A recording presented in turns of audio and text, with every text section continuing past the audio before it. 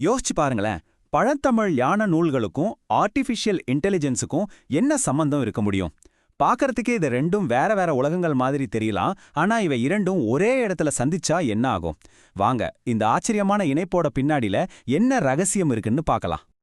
ஒரு பக்கம் பாத்தீங்கன்னா நம்ம உள்மனச ஆழமா புரிஞ்சுக்கிறதுக்கு திருவாசகம், திருக்குறள் மாதிரியான ஞான நூல்கள். இன்னொரு பக்கம் இந்த வெளி உலகத்தை ஆள்றதுக்கு ஏஐ, குவாண்டம் இயற்பியல்னு நவீன கருவிகள். இது எப்படி இருக்குன்னா, ஒரு ஞானியும் ஒரு ரோபோவும் ஒரே இலக்க நோக்கி போற மாதிரி இருக்கு. ஆனா அது எப்படி சாத்தியம்? இதுதான் இப்ப நம்ம முன்னாடி இருக்கிற முக்கியமான கேள்வி.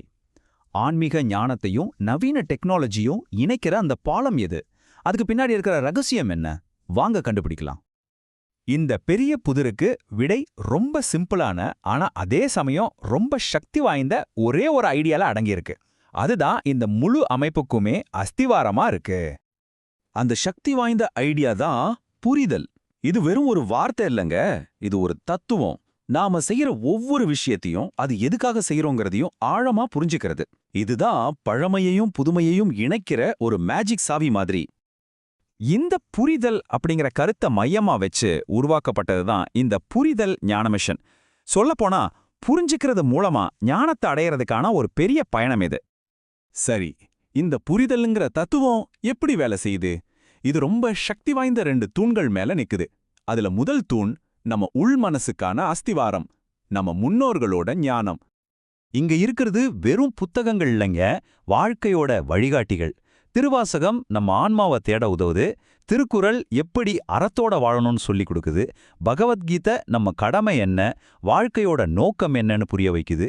இது நம்ம உள்மனசுக்கு ஒரு ரொம்ப வலுவான அடித்தளத்தையே அமைச்சு தருது. இந்த திருக்குறள் எவ்வளவு அழகா கல்வியோட முக்கியத்துவத்தை சொல்லுது பாருங்க. கற்றவனுக்கு எல்லா நாடும் எல்லா ஊரும் சொந்தம். அப்படி இருக்கும்போது ஒருத்தன் சாகுற வரைக்கும் ஏன் படிக்காம இருக்கான்னு வள்ளுவர் கேட்கிறார். இந்த ஞானம் காலத்தால் அழியாதது இல்லையா? உள்மனசுக்கு ஒரு வலுவான அடித்தளம் போட்டாச்சு, அது முதல் படி. ஆனா அந்த ஞானத்தை நம்ம வாழ்ற இந்த மாடர்ன் உலகத்துல எப்படி செயல்படுத்துறது? இங்கதான் நம்மளோட 2வது தூண் வருது, எதிர்காலத்துக்கான கருவிகள். இந்த 2வது தூண்ல என்ன இருக்குன்னா, இன்னைக்கு உலகத்தோட பவர்ஃபுல் டூல்ஸ் எல்லாம் இருக்கு. ஏஐ கிட்ட எப்படி பேசணும்னு கத்துக்க ப்ராம்ப்ட் என்ஜினியரிங், உங்க கருத்துக்களை உலகத்துக்கே கொண்டு போக டிஜிட்டல் மார்க்கெட்டிங், இந்த பிரபஞ்சத்தோட விதிகளை புரிஞ்சுக்க குவாண்டம் இயற்பியல்னு, இது நவீன உலகத்தை ஆள்றதுக்கான ஒரு முழுமையான டூல் பாக்ஸ் மாதிரி. இதெல்லாம் வெறும் வேலைக்கு தேவையான ஸ்கில்ஸ் மட்டும் இல்ல. இது உங்க யதார்த்தத்தை, அதாவது உங்க ரியாலிட்டிய நீங்க புரிஞ்சுக்கிட்டு அதை உங்களுக்கு ஏத்த மாதிரி மாத்திக்கிறதுக்கான கருவிகள். இதுதான் அந்த புரிதல் அப்படிங்கிற விஷயத்த செயல்ல காட்டுறது. இப்போதான் அசலான விஷயத்துக்கே வரும். இந்த 2 உலகத்தையும், அதாவது பழங்கால ஞானத்தையும் நவீன கருவிகளையும் ஒன்னா இணைக்கிறது எப்படி? இங்கதான் தெளிவுக்கான பாதை ஆரம்பிக்குது. இதுக்கு ஒரு சூப்பரான உதாரணம் தான் இந்த வளர்ச்சிக்கு முன் தெளிவு பயிலரங்கம். இங்க பாருங்க, பழங்கால கொள்கைகளும் சரி, நவீன உத்திகளும் சரி, ரெண்டுமே சரிசமமா கைகோர்த்து போகுது. காலத்தால் அழியாத ஞானத்தை அஸ்திவாரமா வச்சு இன்னைக்கு உலகத்துல எப்படி செயல்படணும்னு திட்டமிடுறது தான் இதோட நோக்கம். இது வெறும் 2 நாள் பயிலரங்கம் மட்டும் இல்லைங்க, உங்க சிந்தனை முறையையே மாத்தி அமைக்கிறதுக்கு ஒரு 30 நாள் பயிற்சி திட்டமும் இருக்கு. இது வெறும் தத்துவங்களை மட்டும் பேசாம ஒவ்வொரு நாளும் நீங்க என்ன செய்யணும்னு ஒரு தெளிவான பாதையை வகுத்து கொடுக்குது. இந்த புரிதல் பயணம் வெறும் தத்துவத்தோடையோ டெக்னாலஜியோடய நின்றுடல. தனிப்பட்ட மேம்பாட்டு வெபினார்கள்ல இருந்து ஆயுள் காப்பீடு மாதிரி அத்தியாவசிய சேவைகள் வரைக்கும் ஒரு சமநிலையான வாழ்க்கைக்கு தேவையான எல்லா பிராக்டிக்கல் சப்போர்ட்டும் இந்த அமைப்பு கொடுக்குது. ஆக மொத்தத்துல சுருக்கமா சொல்லணும்னா இதுதான் அடிப்படை கொள்கை. இதோட இலக்கு ஒருங்கிணைப்பு.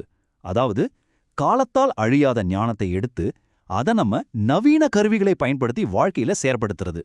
இதோட முடிவு தெளிவு. இது எல்லாமே நம்மள ஒரு ஆன்மீக பட்டியல் அப்படிங்கிற கடைசி ஐடியாவுக்கு கூட்டிட்டு வருது. இதோட ஸ்பெஷாலிட்டி என்னன்னா, உங்க பயணத்தை நீங்களே டிசைன் பண்ணிக்கலாம். உங்களுக்கு உள்ள அமைதி வேணுமா? அப்ப திருவாசகம் இருக்கு. உங்க இலக்கு தொழில் வளர்ச்சியா? அதுக்கு ஏஐ படிப்புகள் இருக்கு. உங்க தேவை என்னவோ அதுக்கேத்த கருவிகளை நீங்களே இதுல இருந்து தேர்வு செய்யலாம். இது நம்மளையும் கொஞ்சம் யோசிக்க வைக்குது இல்லையா? ஒருவேளை உங்க வாழ்க்கையே ஒரு பட்டியலா இருந்தா அதுல ஞானத்துக்கும் செயலுக்கும் உங்களுக்கு என்ன கருவிகள் தேவைப்படும்? உங்க பட்டியல்ல என்னென்ன இருக்கும்? யோசிச்சு பாருங்க.